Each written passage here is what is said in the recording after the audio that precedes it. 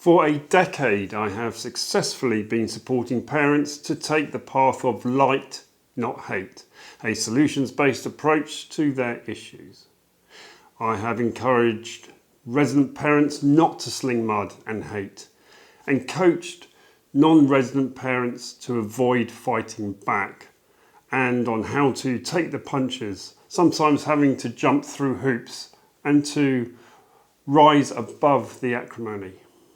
However, overnight, there has been a seismic shift in the family courts where the inept, incoherent and incompetent leadership has in essence empowered any resident parent to weaponise the entire family court system against their ex, and causing what I am now seeing on a daily basis as widespread destruction of relationships between parents and children, the undermining of any concept of a common sense solutions-based approach to issues, and the crushing of opportunities to build positive co-parenting relationships.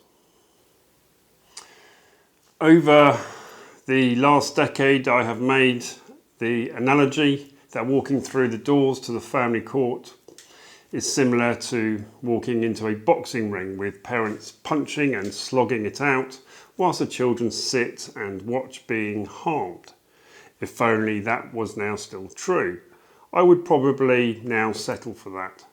However, entering the doors to the family court is now like walking into a gladiatorial arena, where the non-resident parent is forced to stand with their hands chained behind their backs whilst the resident parent puts them to the sword, with as much blood flowing on the sand as possible. And the judges are providing them with every opportunity to do so, as they watch on, impotent and incompetent, as the family court is being weaponised as a mass weapon of hate. With any consideration of a solutions-based approach to solving family disputes currently being put to death, I have to ask the question, is it time to fight back? But before I grab my sword, shield and helmet, let me run my excellent introduction. I am Philip Kedge, a retired Police Chief Inspector and Director of the Mckenzie Friend UK Network. I have been a Mckenzie Friend layperson for over a decade, saving parents and children from the hands of, quite frankly, sick family lawyers. And in all my blogs, my views and opinions are entirely my own. Please help me by liking and sharing this video. And if you are watching this on YouTube, please subscribe to my channel and press that notification bell. You simply can't afford to miss these as we move forward. Let me summarise what is going on. There has been 3 massive events that has changed the family court landscape forever. Firstly, the Domestic Abuse Act of 2021, which for the first time provides a legal definition of domestic abuse, which in very simple layperson terms means that any behaviour between 2 personally connected people that is felt as being inappropriate is likely to be considered as domestic abuse. And if that behaviour is towards or witnessed or experienced by a child, that is child abuse. Secondly, the Court of Appeal has given directions that a central concept of the modern definition of domestic abuse is that of coercive and controlling behaviour. This means examining patterns of behaviour and incidents, making the old system of using Scott schedules to raise a handful of allegations potentially unfit for purpose. Thirdly, the court has clarified that harm to a child can be caused when abuse is directed against or witnessed by the child, causes the victim of the abuse to be so frightened of provoking an outburst or reaction from the perpetrator that he is unable to give priority to the needs of his child. Creates an atmosphere of fear and anxiety in the home, which is detrimental to the welfare of the child. Risks instilling, particularly in boys, a set of values which involve treating women as being inferior to men.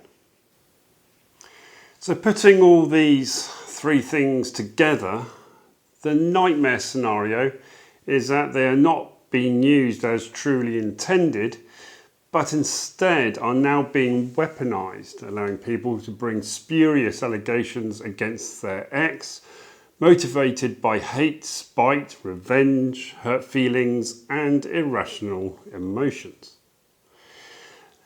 Now, let me be absolutely clear for those who may struggle to understand this point.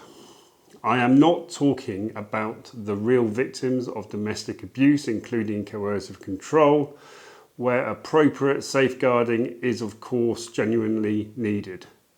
I know what serious, significant and relevant domestic abuse looks like. I had a public protection team under my command. I am talking about the resident parents who are now using this legislation with the vindictive motivation to punish their ex by denying, restricting or minimising contact with their children. Motivations that are simply driven by hate, motivations and emotions that are all too often being whipped into irrational hysteria by guess who?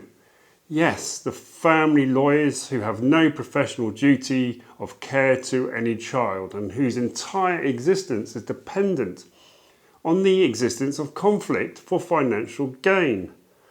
What an unbelievable system we have. What such vindictive resident parents are now doing is to dredge up every bit of inappropriate behaviour, every perceived personality flaw, every potentially inappropriate expression over the entire course of a relationship, and submitting statements, often upwards of 50 pages, of mudslinging in the hope that some of that mud sticks. And believe me, it doesn't take much to stick.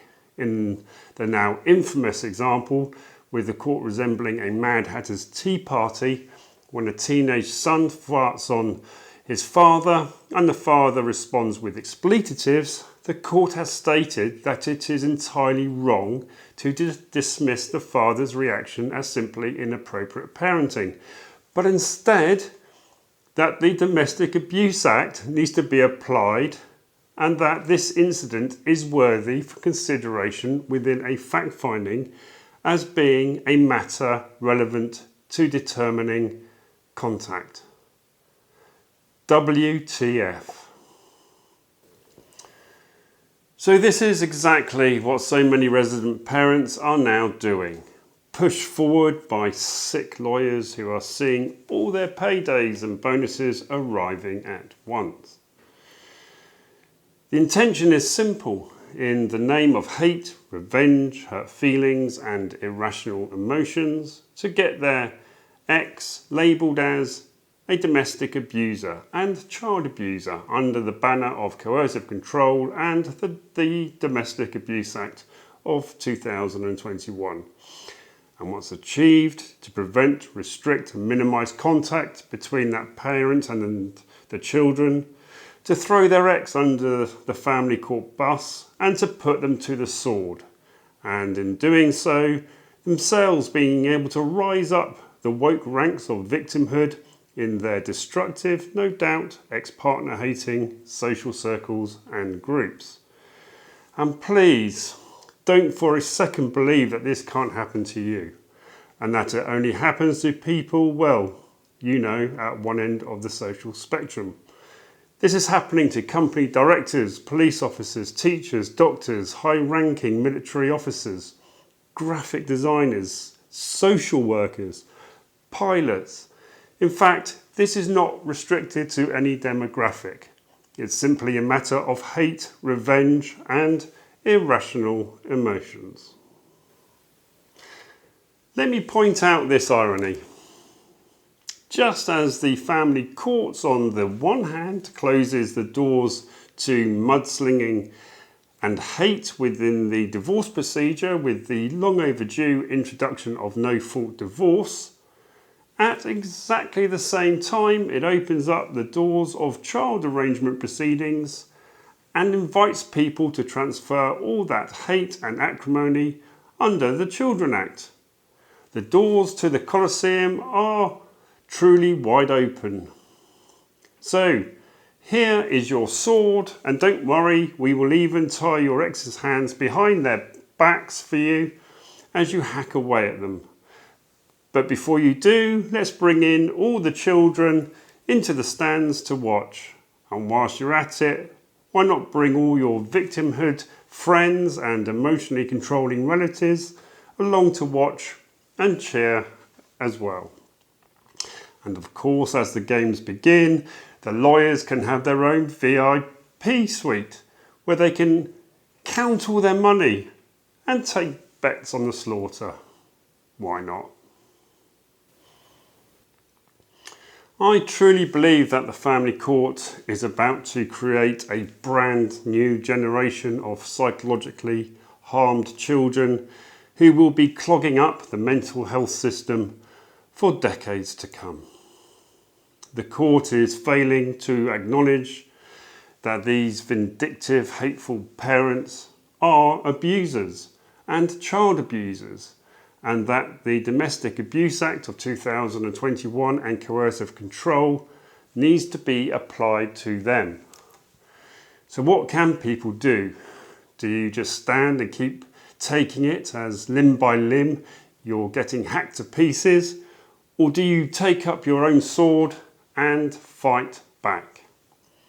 This is my conclusion, and it is probably one of the most saddest, depressing and frustrating things that I have ever had to say in my life.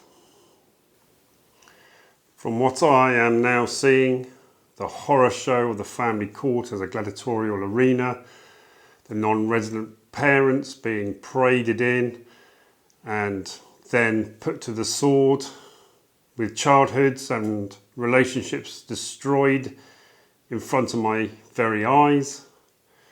My conclusion is that people now have to place themselves in a position where they can fight back if they reach that point where there is no other choice. It is similar to applying the same principles of self-defense.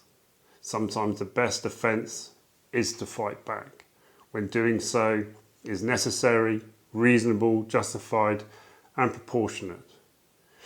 While saying that, however, I am not discarding the path of light, not hate. I am not saying that you walk into that arena brandishing and wielding your sword. No, I'm definitely not. What I am saying is that you still offer the path of light, not hate. The path of sensible resolution, the path of positive co-parenting. But you don't leave your sword, helmet and shield in the locker room. You take them with you. And if pushed to that point of having no other option, when faced with spurious allegations of hate, when your back is against the Colosseum wall, when you are at that do or die moment, then surely you have to fight back.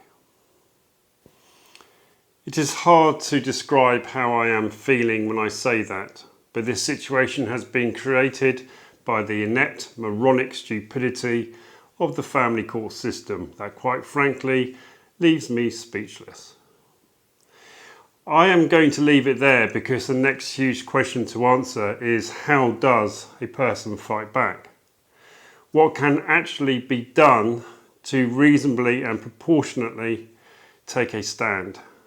How do you wield that sword in such a balanced way that it will help protect you whilst not destroying the opportunity for building future positive co-parenting relationships for the sake and welfare of the children?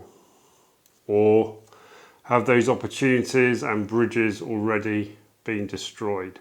And it really is about self-survival and having to fight all in for contact, even knowing that the children are being harmed. This is what the family court is driving people towards, and the system really is desperately sick. Well, I have to go away and give this so much thought, and very soon I will be sharing those thoughts with you. If what I have said in this blog resonates with you, please book a free consultation with myself today at www.contactphil.co.uk. And don't forget to like, share, subscribe and hit that notification bell. Stay tuned.